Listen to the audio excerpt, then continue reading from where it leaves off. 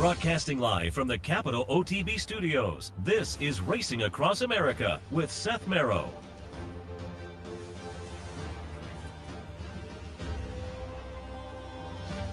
Good morning. Welcome to Racing Across America on this Saturday morning. I'm Seth Merrow. Thanks for tuning in. Should be a fun show today. Again, a week out from the Breeders' Cup. Still wanted to talk a little bit about the great 2 days of racing.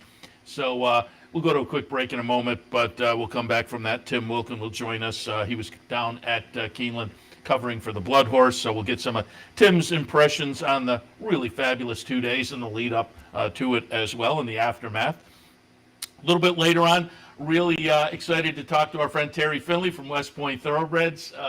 What a weekend for them with Flightline kind of capping a great 2 days down at the Breeders' Cup, and then they sold a 2.5% share in Flightline on Monday at auction for $4.6 million. But again, it was just a really a fun weekend for the West Point folks. Obviously, they've also got a couple in stakes action tomorrow in New York. Maybe we'll get some thoughts on those two runners as well, Parnak and Decorated Invader. But Terry Finley coming up a little bit later on. Just before we get into it, do want to alert you. I saw Brian Nadeau, our colleague, tweeted out, and it'll be fun to watch with Pete Aiello from Gulfstream on vacation. Pete is normally the morning line guy, but Brian has done morning lines for some European outlets for quite a while. Brian's going to be doing the morning line over the next, I think, week or couple of weeks maybe down at Gulfstream. So it'll be fun to see Brian's work there. And I also wanted to note, because our friend Ron Gearking tweeted out, there's an apprentice jockey up at Woodbine, and she's only been going for a couple of weeks. I don't know. I had her. Let me see if I can quickly pull it up. Just to see how long she's been going. And I'm not quite sure how to pronounce the name. So Sophia Vives, V-I-V-E-S. So again, I'm not totally sure how that's pronounced.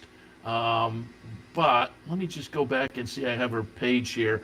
So she started the 29th of October. So she's been racing for a couple of weeks.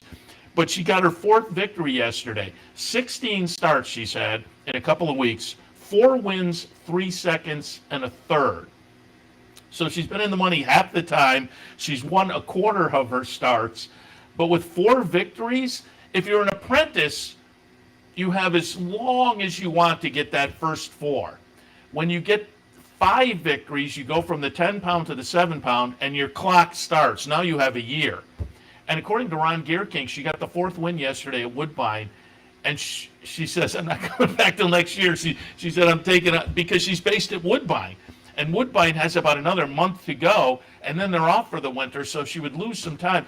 And I kind of thought, boy, it seems like there should be something in the rules to take that into account where you could get credit for, well, I'm not going to be racing for 3 months or whatever. Can I fold that over? But I guess that's not the case. So I just thought it was really intriguing that she's off to this blazing hot start, but she's, because of circumstances, and I suppose I can't blame her. She's kind of saying, I'm going to step back so that I have the meat of the apprenticeship when I get back going. But I just wanted to maybe keep our eyes on north of the border. Sophia, again, Vives, V-I-V-E-S. All right, there's a couple of notes I wanted to get to, but I also want to get to our friend Tim Wilkin, so we'll take a quick break. We'll connect with Tim, and we'll get some of his thoughts, as, again, he was down there covering for the Blood Horse last weekend's Breeders' Cup at Keeneland. So that's all coming up right after this. Stay tuned. Capital OTB is now streaming live on Roku. The RTN Racing channel on Roku lets you watch OTB TV live through your Roku device or your Amazon Fire Stick, rather than being limited to computers and mobile devices, which means you can now watch OTB live wherever you are. Simply open Roku, scroll to find the RTN channel, then click on OTB TV. OTB TV on Roku. Try it now.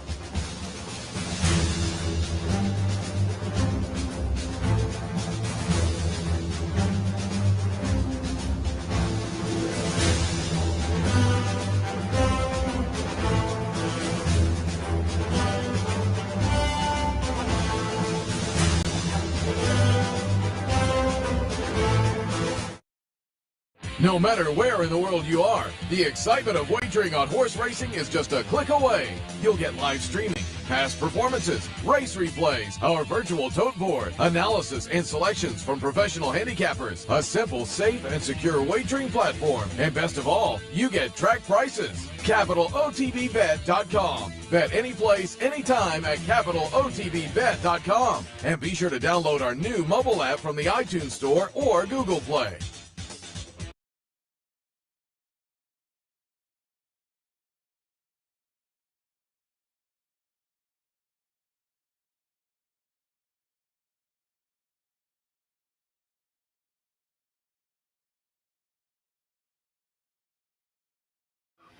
Welcome back to Racing Across America. As promised before the break, joined now by our friend Tim Wilkin, of course, longtime racing writer for the Times-Union, but now off working for the Blood Horse and other organizations, and he was down at Keeneland for the Blood Horse covering the Breeders' Cup, so I thought we'd get some thoughts, some post-Breeders' Cup thoughts from Tim. Tim, good morning.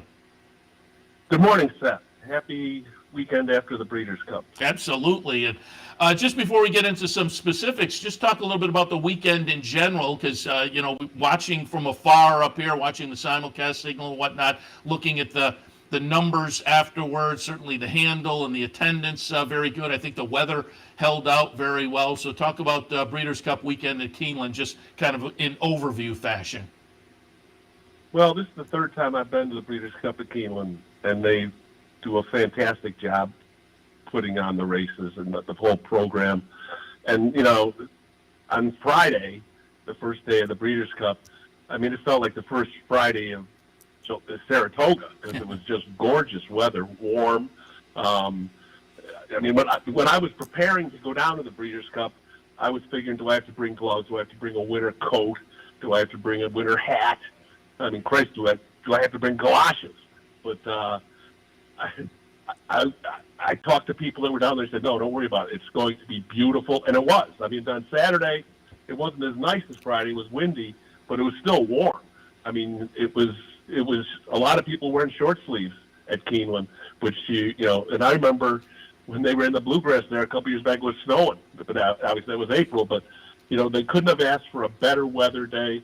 And people came out in droves. They had capped the attendance at 40, but there were over 40,000 there both days, and they all came with their both hands in their pockets, double-fisted betting, because they did a phenomenal job with everything on the betting side and accommodating all the fans that were there. It was just it's a good place to have the Breeders' Cup. And it was a fabulous 2 days of racing as well. A great venue and a great weather, and it played into great racing also. And we'll talk about some of those, and we'll start out with the highlight, the exclamation point on the weekend. We'll watch the stretch run here. Flightline getting it done. The number 4 horse, Olympiad, runs late. Taba winds up third in here. But after kind of disposing of Life is Good, boy, what a performance from Flightline. Give us your thoughts on the race and reflect a little bit on what the joint was like down there. It seemed like coming through the TV screen, the place was jumping as Flightline came down the stretch. It was. When American Pharaoh won the Classic in 15, it was like a coronation. It was just a crush of sound as he came down. It was almost like reverence, the way the people were reacting to Flightline coming down the stretch, because I think everyone expected him to win, but I don't think anyone expected him to win like that, because even though he had done that before, he was running against the best field he'd ever run against. I had my doubts going into the race if he was going to dominate like he did. But, when you saw Flavien Prat on the backside, looking behind him, he wasn't worried about Life is Good. He knew he had Life is Good whenever he wanted. He was wondering if anyone was coming from behind him.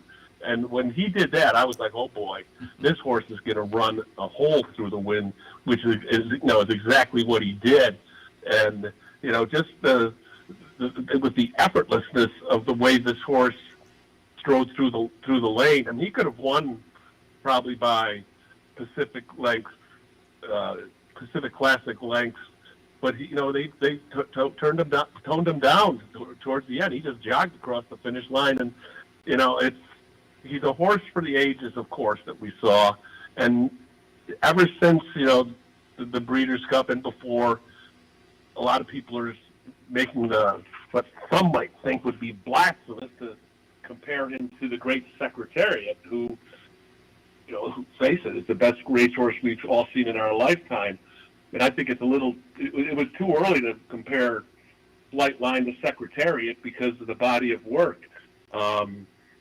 Flightline, 6 races won by a combined 71 lengths was just phenomenal. But then Secretariat raced 21 times. Won 16 of them. I just think it's very hard to compare horses of different eras.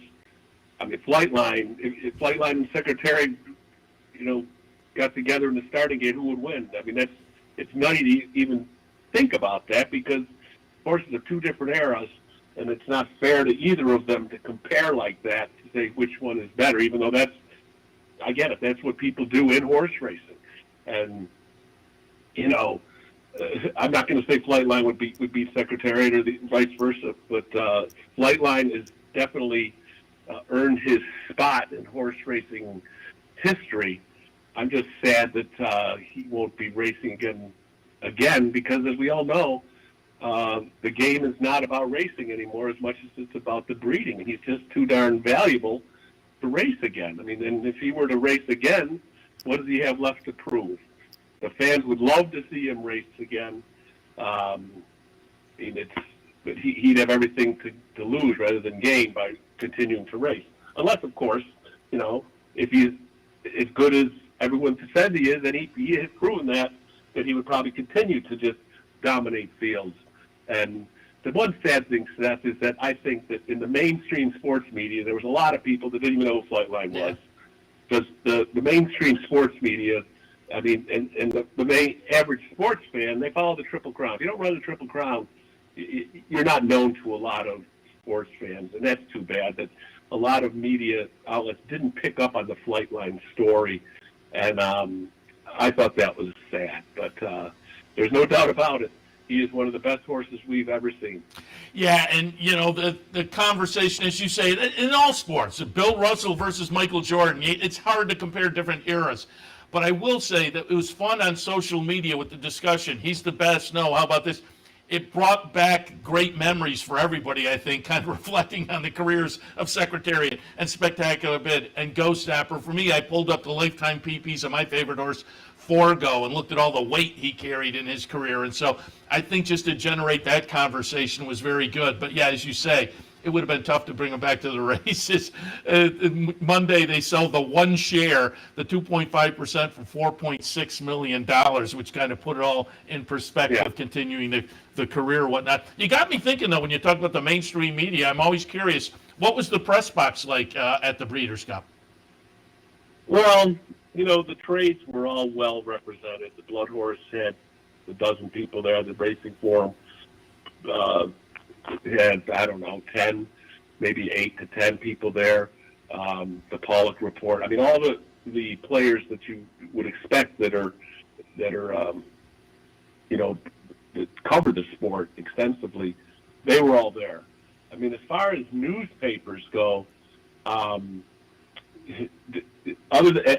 of the Kentucky papers, the Louisville Courier-Journal, the Lexington Herald Leader, the Schenectady Gazette was there. Mike McAdam was there. Gene Kirshner was there from Buffalo.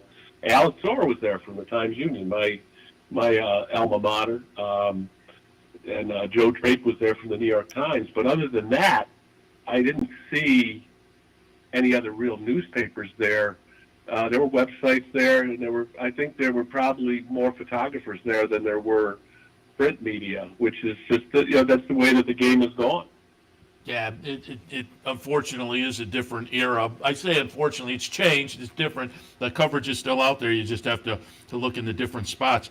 Before we move on from Flightline, I want to talk a little bit. I had Mike Welch on a couple of weeks ago, and the day before I had him on, it was the Flightline workout, and I was kind of reminiscing. I don't know whether anything one of my favorite racetrack memories, American Pharoah in the morning up at Saratoga with, thousands turning out. But it seemed like there was kind of a fairly similar reaction to the morning workout, the last workout of Flightline up there prior to the Breeders' Cup.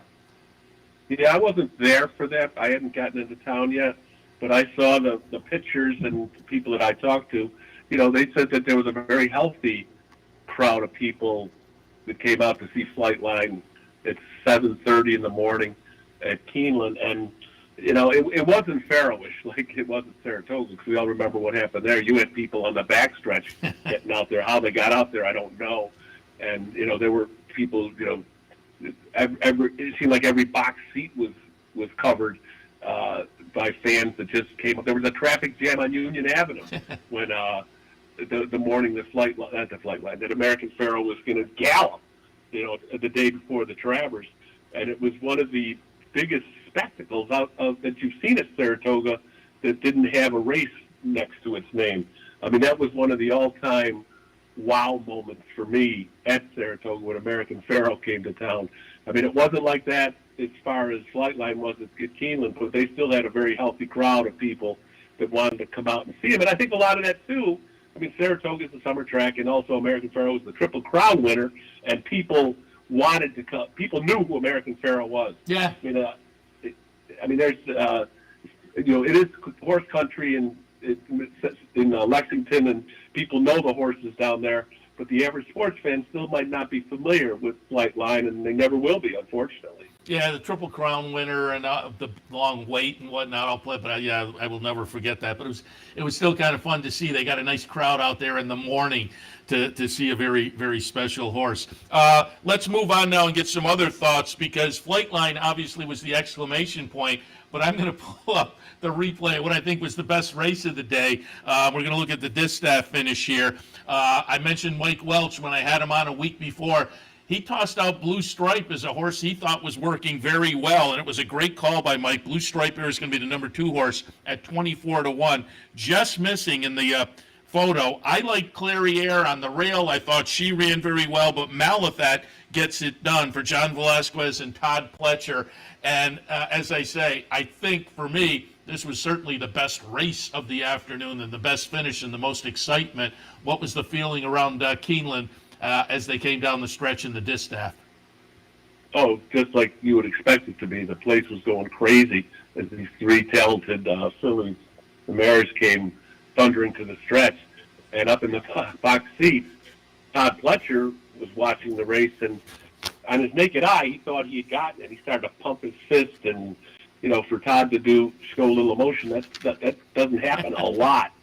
So he was saying in the post-race press conference that he was thinking he didn't want to embarrass himself after doing that, because after they crossed the line, he kept watching the replays. He wasn't sure who had won, and the different angles that he was seeing it from.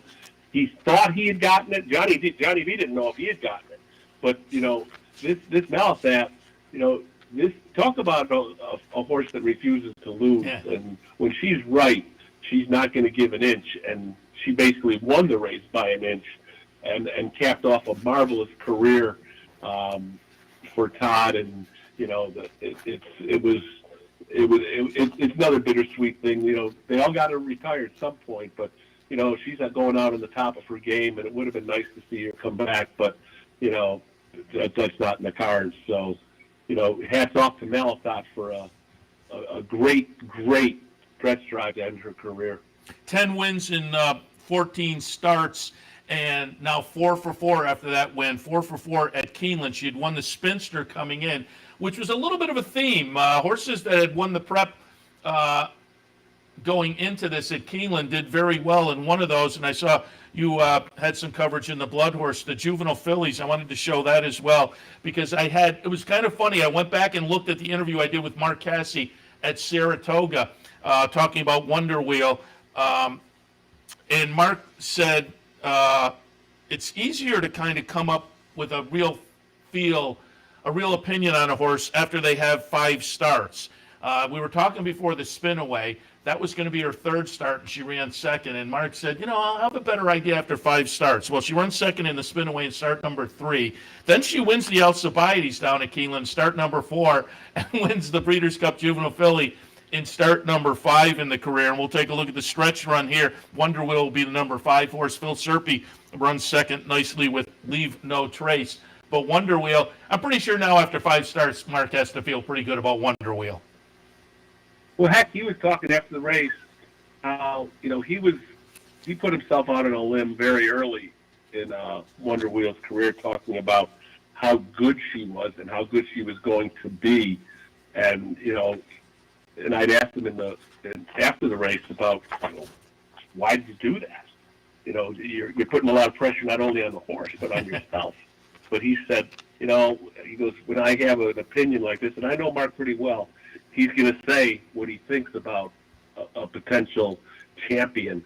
And he was right on with this one. And it was a great ride by Tyler Castiglione coming off the rail and putting this horse in position to get this win. Who knows what the ceiling is for this one as we move on. But hats off to a great trading job by Mark, and he backed up his words with it pretty well. Yeah, and you would have to think sewed up an eclipse there on the juvenile female side. And I wanted to also just get some thoughts on the juvenile male side because Forte looked good. And I wanted to pull this up again because I've been talking about it really throughout the career. I was sitting in here when Forte won the career debut in May, and I said, this is going to be a nice-looking horse.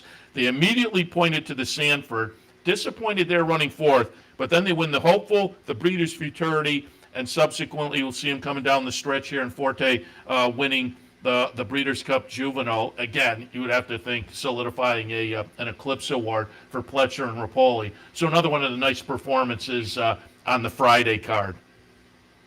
Yeah, no doubt.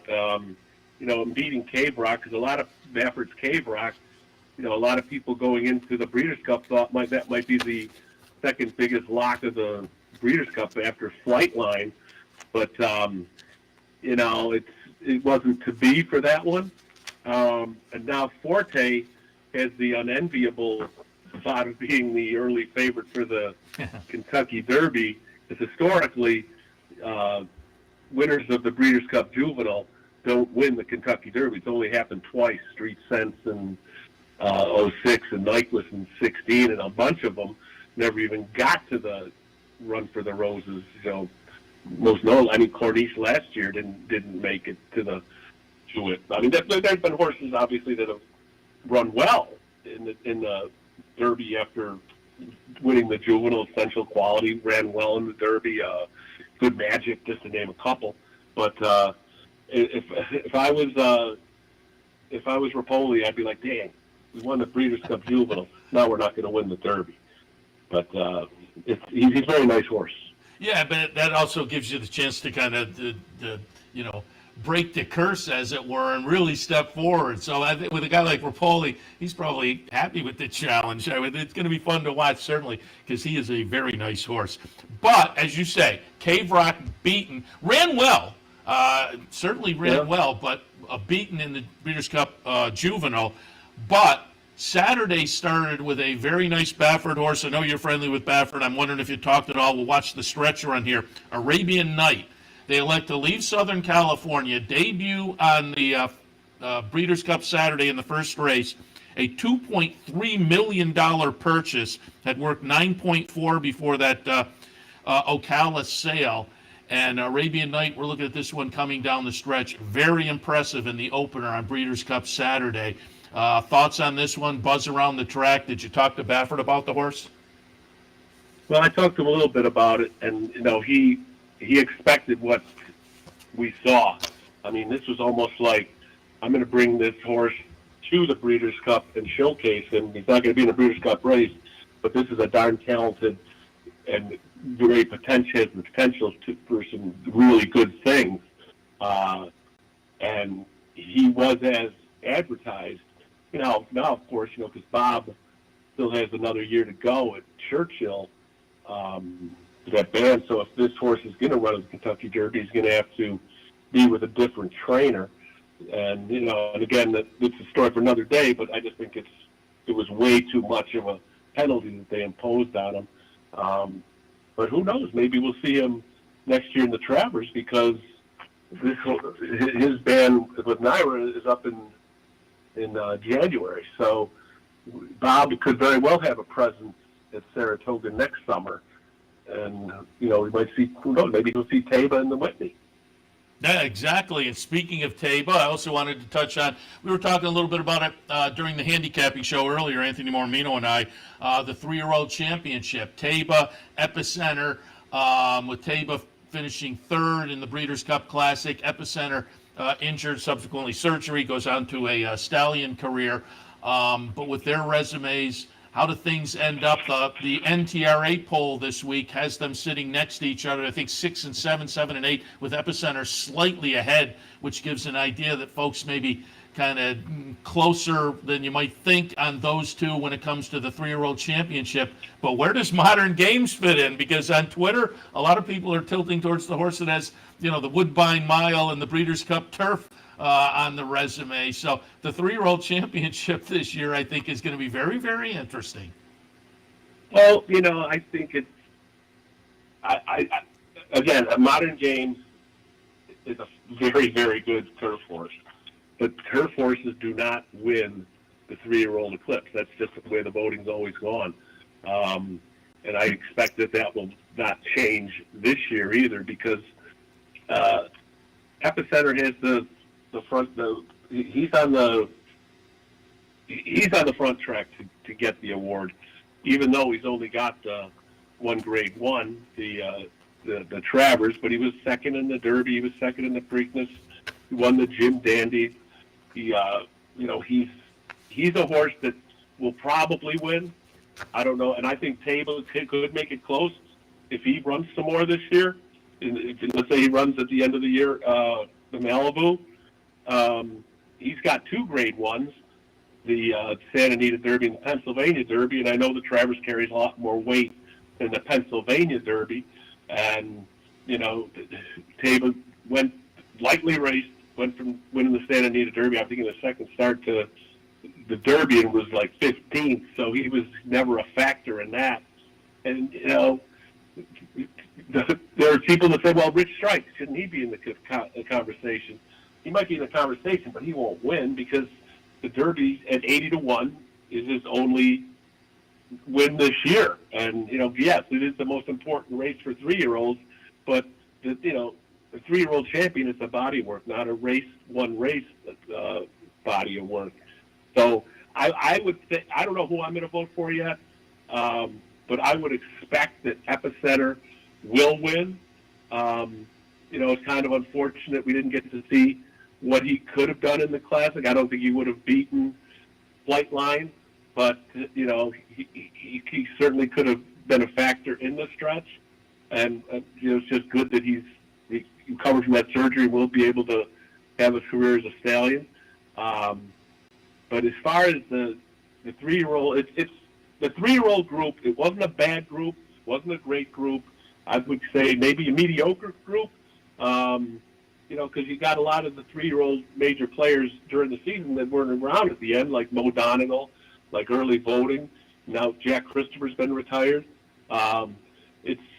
There was flashes of talent all through the year with these. Inside, didn't even mention Cyberknife, but you had flashes of brilliance in different times during the year, but no one really stood out as far as a consistent, mown down kind of 3-year-old. I think I'm with you. Epicenter certainly, I think, is probably the leader. Taba could be interesting if that Malibu goes on the resume at the end of the year, but it's going to be fun to watch. Also, just wanted to get some thoughts, certainly on the television broadcast, and NBC did a very nice job. They also had, I was here at the Racebook in Albany, and we were watching the actual simulcast coming from Keeneland/Breeders' Cup, but they also covered it. The Cody's Wish story, certainly with the victory adding to the whole story, was, the tearjerker story of the weekend. What was it like being live there at Keeneland? Well, it was like a Hollywood ending for this story when you saw the horse Cody's Wish, storming down the track and besting Cyberknife to the mile, and then they flash right to young Cody Dorman, the 16-year-old with the the genetic that he was born with it, and he's confined to a wheelchair and he can't speak, and he uses a tablet. And it's been documented that he has he's named, the horse is named for him. And during the week at Keeneland, the young kid and his family came out to the barn. Bill Mott brought Cody's Wish out, and the horse went right over to the kid, put his head in his lap, and it was very emotional. And if your heart doesn't bleed a little bit after seeing something like that, you got to get it checked, because that was the story of the Breeders' Cup as far as the best story, I think.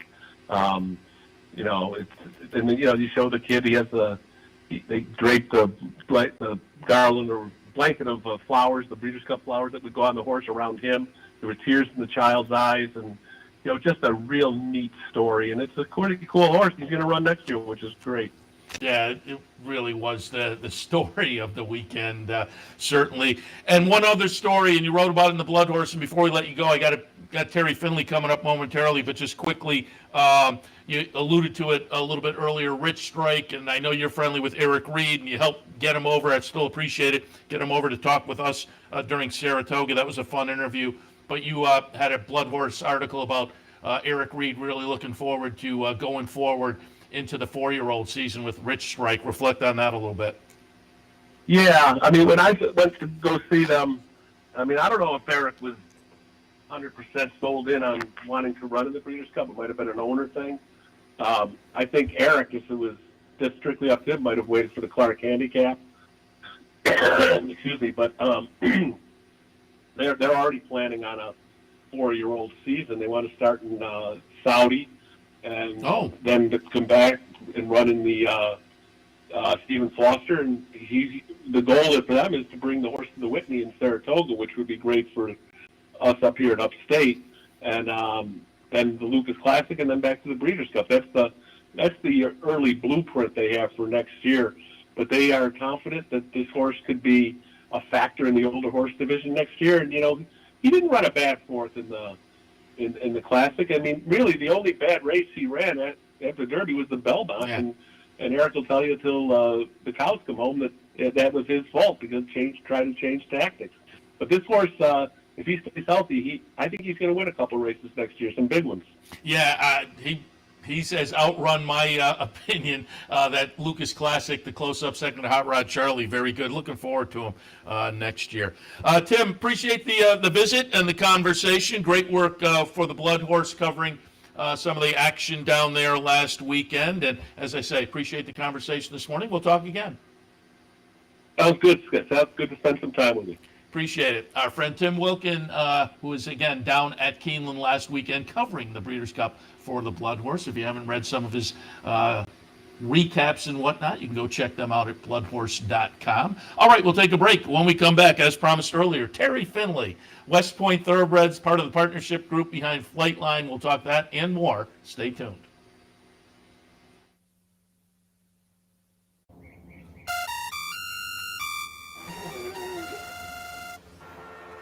Come on. I want sales reports on my desk by Monday. Oops. My bad. Love racing? RTN brings you every live simulcast on your home television, plus live video streaming and race replays on your PC and mobile devices. To order, visit rtn.tv. RTN, a breed apart. Birdstone is an outside threat. They're coming down to the finish.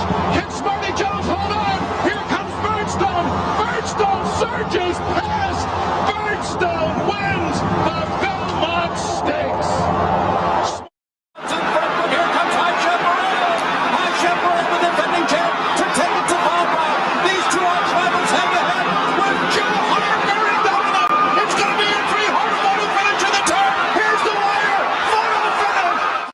Having trouble finding us? It's actually quite simple. Whether online or on your TV, it's never been easier to watch and wager on championship horse racing with Capital OTB. Simply log on to capitalotbbet.com. There you can watch our morning shows, live stream races, and wager on our state-of-the-art wagering platform. You can also watch from the comfort of your home on Spectrum Cable Channel 1250 or Fios Channel 467, and win more with Capital OTB.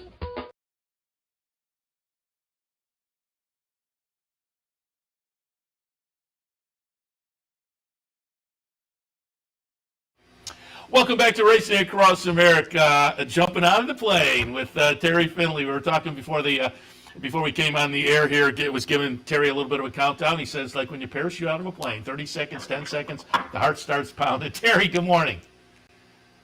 Hello, Seth. Wonderful to be on with you. And, just a great Saturday in Kentucky. I want to touch on the parachuting before. How many times have you done that? Only 12. I got some buddies that were into the hundreds, but I really liked it, but I was glad I don't do it anymore. Let's leave it at that, right? That's kind of my. It seems like, boy, that'd be fun, but then I kind of think, would it? I'm not. Yeah. So, all right, let's get to Saturday, and boy, I'm just happy for you guys. I mean, this was just phenomenal. It was an exclamation point on the weekend, an exclamation point on his career. And we're going to pull up, we'll start right with it. We're going to pull up the entire race here. We watched the stretch run. We talked a little bit about it with Tim Wilkin earlier. But we're going to pull up the entire race because I want to see the fractions flash up there. And I want you to kind of take us through as they come out of the gate and go, and those fractions are going up. And who knew at the time the 107 wasn't legitimate? And I'm wondering what you all were thinking when that 107 came up.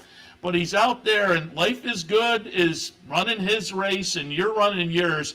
Take us around the track for the Flightline win in the Breeders' Cup Classic. I sure will. When they broke, obviously we wanted him to have a clean break, and he broke running, unlike a couple of his starts where he hadn't. And I saw Hot Rod Charlie try to come down on him ever so slightly, maybe just to intimidate him, but he didn't. He was having nothing of that. Just pulled his way through. When they went by us, I saw Life is Good. He was absolutely on the engine and on his game, but we just got very settled very quickly. So it only took us less than a quarter of a mile to get settled in that beautiful the rhythm that we have. And I know I heard Larry Coleman say a fast quarter and a fast half as they turned down the backside.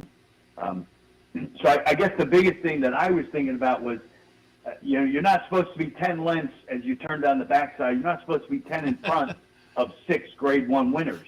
And so I was like, I was paying attention to the riders on those 6 horses to see kind of what the next action that they were going to take, because obviously they knew they were either going to say, well, they're going to come back to us, or it's time to get going. And it was obviously sooner than a normal race and the composition of it. As they go into the far turn, I saw Flavian.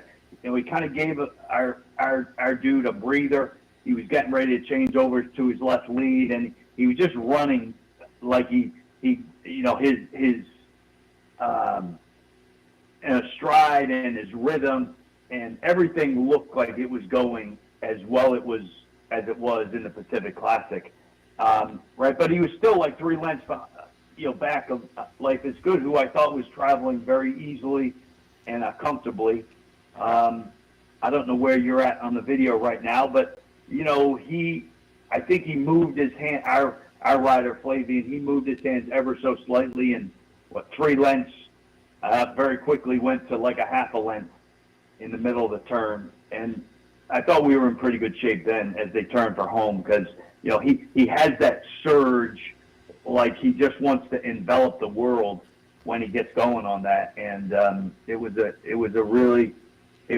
very pleasant, I'd say, last quarter of a mile when I saw that there was nobody from the back of the pack making a big run at us. So I thought we were very comfortable after we got past Life is Good.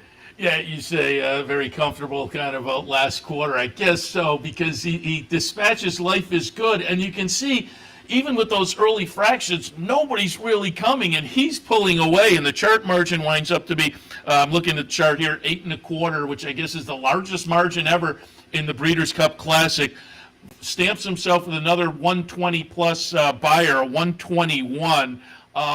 What's the reaction, particularly in a race like that with a horse like this, when goes by, life is good. And as you say, that last, certainly the eighth of a mile, you're just rooting them home. You know you got it. What's it like up in the box seats with the team and just kind of rooting them down the stretch? Well, so there's a couple things that come into play.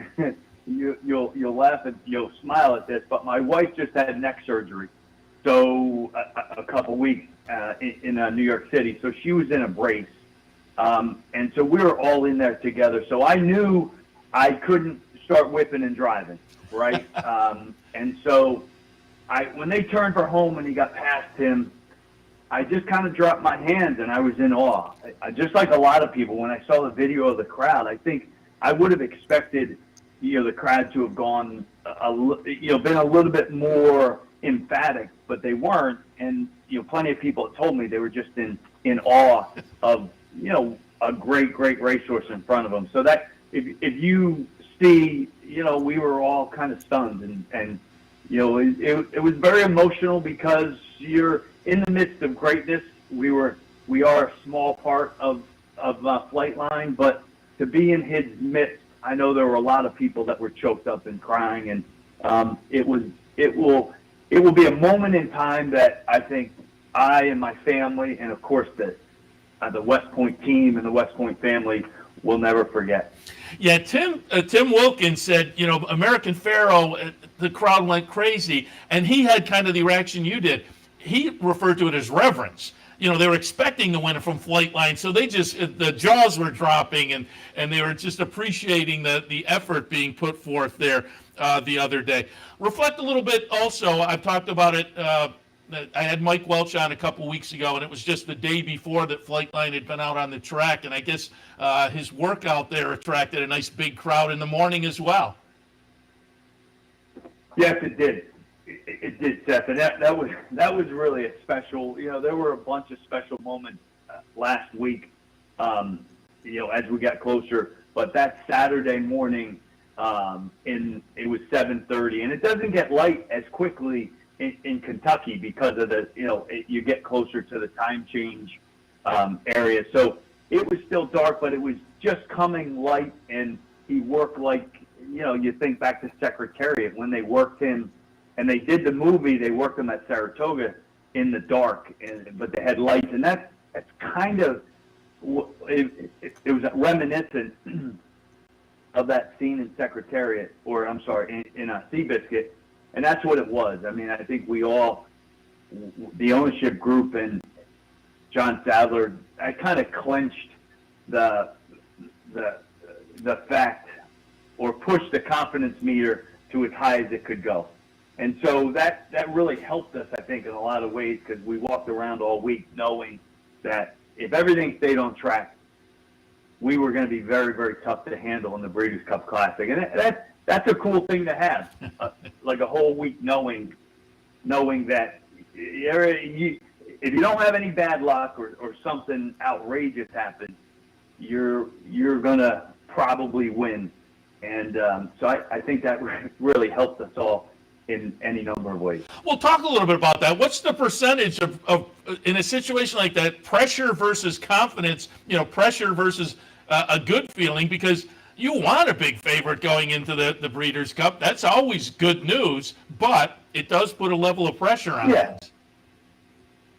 Well, I'll say this. Tommy Bellhouse, who's up there, and I know he's probably listening, he's been a teammate, a great teammate for many, many years, over 15 years. Well, as an aside, I remember he was one of the first team members that I was able to engage with after the race. And, we all work hard. Not everybody in the thoroughbred business has the privilege of being around a horse like this and being involved with it. So I know that Tommy and I, especially in the rest of the team, in a collective way, we realize how blessed we are. But, it's just you get in a spot where you tell yourself, listen, stop thinking about it. Just stop thinking about it. Because we're in the horse business, you're always thinking about what can happen. There's so many things that have to go right, and there's only one thing that can go wrong to get you beat, but so many things have to go right to win. And so that's what we committed to each other. We just weren't going to let the normal thoughts of what is this happens, that happens. We were just going to say, and we did. We're gonna revel, and we were going to bask in the glory of being a small part of Flightline, because he took a lot of us to a spot in our lives and in the business, right, that none of us have ever been to, and quite frankly, I'd be stunned if any of us ever get even near the point that he took us to. Again in the future. That's interesting, because on the Handicappers report earlier, Anthony Mormino said, well, maybe ask Terry what it's like to have a horse at that level where you might never get to that level again. I mean, they're referring to this horse, you look on social media, as one of the all-time greats, and the comparisons are being made. And I said, it's been great for the horse racing game. It just has people talking about horse racing and some of these great horses. But what has it been like, and have you had a chance to reflect and say, we've had one of the all-time greats in our midst? Yeah. So, I'd love to get a quick time spot to talk about the retirement, because I know a lot of people have talked about that, but we'll talk about that in a minute. But yes, I have. I envision the possibility, Seth, of getting interviewed, grabbing the microphone from NBC, right, getting interviewed, and then just dropping the mic and saying, "I'll see you guys in the Bahamas," right? And so that lasted, I don't know, about 23 hours, because the next night I was at the Facing Tips, and I still trying to buy mares to breed the Flightline. So I mean, look, this game, you can't get out of it. You don't want to get. We don't want to get out of it. And we're just we were all exhausted. I can't imagine how exhausted John Sadler and his team were, especially John and Juan Leyva, the assistant trainer. But it was an exhausting, exhilarating experience. But we jumped right back in. We bought a bunch of mares, and it's just a fascinating road. All of a sudden, he's a dominating factor in a lot of lives, especially as we begin to prepare and get his stud career underway. And I also wanted to talk. You talked about the sale.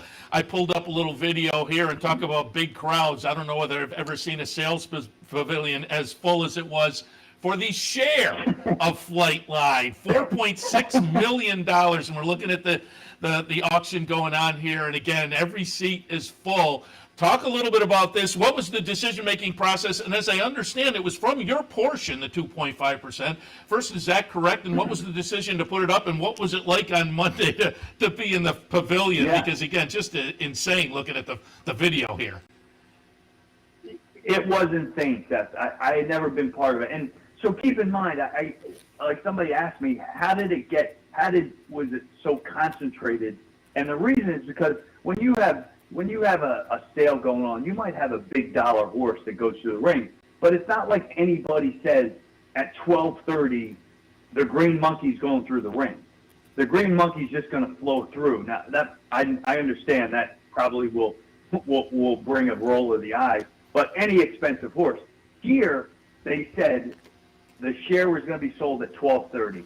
So basically the whole pavilion and a lot of people from Lexington and the outskirts knew that either before or after lunch they were going to be in the pavilion. So there was barely a seat available, and it just went really well. They put it in the metaverse, which I think is really the start of the process of incorporating the metaverse into the thoroughbred business. But all the credit to Keeneland and to Bill Farish and the Lane's End team. They came up with it. They presented it to me. I went to all the partners and we cobbled together a share, and we basically had no idea. You can see my text messages. I said if we get to the $3 million mark, we're going to be over the moon. But realistically, at 2.5%, or I'm sorry, $2.5 million, they would have valued Flightline at $100 million, and that would have been unheard of. So I said, don't expect $2.5 million, but if we get lucky and we have the auction dynamic, we could get there. And so that just goes to show you, like it's a public auction. You have the sizzle and the steak of a horse like Flightline 48 hours after he wins the biggest race in the world. And,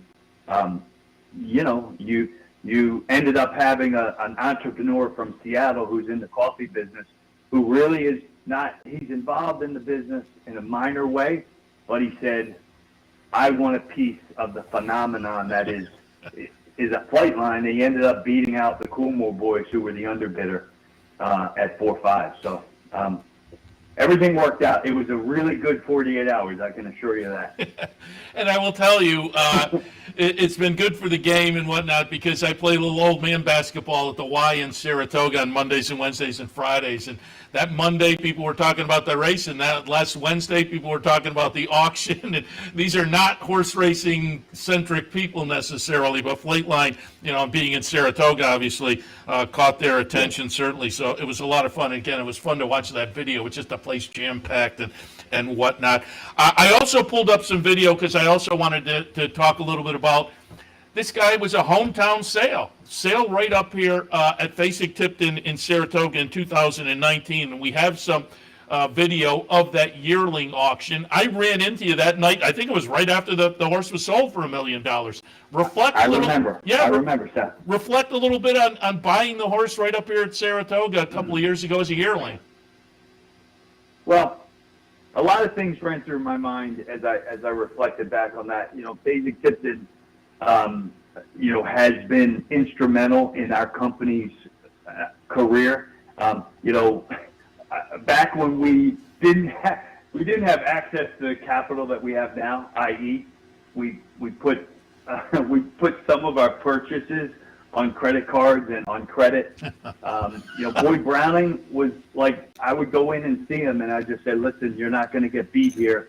You have my word that I'll go to the end of the world to get you paid. And when you think about that, and somebody trusting and supporting you when they really have no reason to support you, it's just they want to do well and they want to help be part of growing a business. Like, that's what I was very happy about, and knowing that it's not easy to have the horse of the year. A lot of them are homebreds, and Keeneland obviously is the behemoth.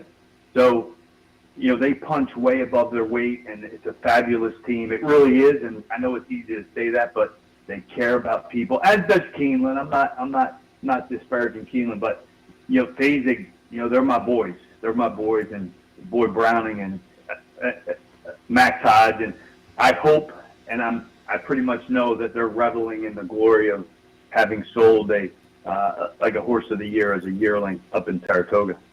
Well, I was just looking the other day, and I still have 3 of the catalogs sitting on my bookshelf, so I'm happy to have those from that nice time 3 years ago now, when Flightline was sold up there. But it was fun to see that local sale makes it big, very, very big. And as I mentioned earlier, discussion on social media and whatnot, all-time great. How's he stack up? Where is he? And you alluded that you would like to touch on that a little bit. So where do you fall in the discussion of Flightline as he compares to some of the all-time greats? Yeah, so one thing, a significant player in the business, and I really do. I think Tommy Bellhouse and I and the rest of us, we do. We respect the people that have attained great heights in our business, and I'm constantly talking to people. Shug McGahee, Billy Mott, and so there was a significant player in the business who kind of pulled me aside in Kentucky, and I had not engaged in the comparison side of things, and I don't intend to. And he said, comparisons, they suck joy, especially in the horse business. They suck joy out of your out of the enjoyment that you have with your horse, and that really struck me. Obviously Secretary is one. I said it right before the race. I hope we do Secretariat proud, and I think after the race that was one of the first things. I hope we did do Secretariat and his connections proud. There's no reason to get cross and to pin anybody's ear. We're not going to pin our ears somebody says we haven't run enough. I understand it's a different world, but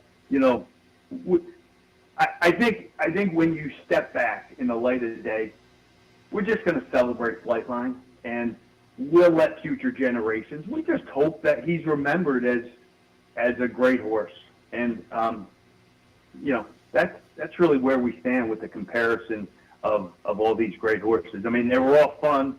I would have loved to have owned any one of them. I would have loved to have owned all of them, but we're very blessed that we've had a piece of the ride that is Flightline. Yeah, I like that, and I think you nailed it. And I said earlier when I was talking to Tim Wilkin, I said, all sports, it's tough to compare different eras. Bill Russell versus Michael Jordan, Flightline versus Secretariat.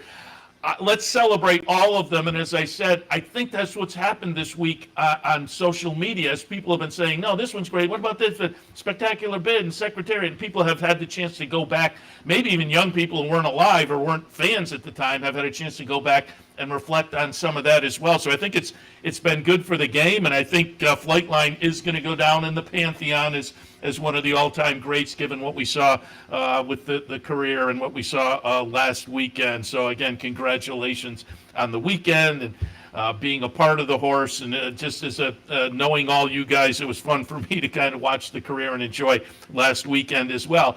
But all of that said, life goes on, and so I'm in here doing some handicapping and whatnot. You have two tomorrow down at Aqueduct in the turf races, Parnack and one of my favorites, Decorated Invader, in the Winter Memories and the Artie Schiller, respectively. Give me some thoughts on your two runners tomorrow down on the grass at Aqueduct.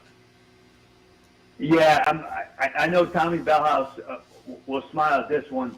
We were down in Florida together. We went up to see Christophe up at Payson, and he had just gotten a call from France while we were in his tack room, and the guy said, I guess it might have been his brother. Hey, we've got a really nice filly, could be a good fit for America, and her name was Parnack. She did not get off to a great start. It took her a good long while to adapt and to kind of come around from the trip, but I think that was a great effort in her last start. I mean, she'll be 5 or 6 to 1 tomorrow, and I'm hoping she takes the next step. She did have excuses. She just wasn't settled enough throughout the summer. So we're hoping that we can get her on the right track and set her up for a great 2023. Decorated Invader, he just had some time off. He had some bone bruising. And Christophe and Miguel Clement and the team have just really done a great job. I mean, we've all seen those older turf campaigners. They get some time away or they have an injury. They don't always come back with the same vigor and zip as they had before. But a Decorated Invader certainly seems like he's fairly close to where he was before. And so we're hoping he sets up for a great 2023. I think he's going to be the same thing. He'll be 5 or 6 to 1, and we work out a trip and see if we can get the job done in those two stakes tomorrow. Yeah, Decorated Invader won the summer stakes up at Woodbine back in 2019. That was our last trip up there. I always like to go up to Woodbine, but with the pandemic and whatnot, we haven't been back. But now comes out of a nice win at Woodbine in the second start off of that layoff you talked about. Now makes the third start back. I'd be interested to see what he does. But a couple of nice runners tomorrow on the grass down at Aqueduct. Terry, again, just congratulations to you. Pass it on to the whole team. It's been fun to watch throughout the career, but particularly going back last Saturday and put the exclamation point on a very big weekend. I will also tell people, I tell you all the time, you guys as a partnership have a great website that allows people who are just fans to kind of keep up with your horses, where they may be pointing, what the results are and whatnot. It's westpointtb.com if you'd like more information. But again, Terry, appreciate the visit. Congratulations, and we'll talk again. I'll just say a final thing, Seth. I appreciate the opportunity today. Just on behalf of the team and the industry, just want to say thank you, Flightline. Yeah, very good. Well said. Terry, appreciate it. Terry Finley from West Point Thoroughbreds. Again, you can go to westpointtb.com for more information. I'm looking up at my other monitor, and they're already underway with the pregame at Naira, so I will wrap it up so we can take a listen there. I'll be back in about an hour or so with OTB Live for a Saturday afternoon. Looking forward to it. Some really nice racing ahead on this Saturday afternoon, so you can look forward to that. Hopefully you've enjoyed Racing Across America on this Saturday morning. I appreciate your tuning in. Seth Merrow in the studio. Don't forget, today there's an Exactaboard promotion here at the Clubhouse Racebook, so if you'd like to come down and try to have a little extra fun with the Exactaboard promotion, we'd love to have you down here, 711 Central Avenue in Albany. Otherwise, I'm going to wrap it up for Racing Across America. We'll be back in tomorrow, Racing Across America at 10 a.m. for some recap conversation. But in the meantime, about an hour or so, back in for OTB Live for a Saturday afternoon. I'll see you then. You're watching OTB TV, a service of Capital Off Track Betting.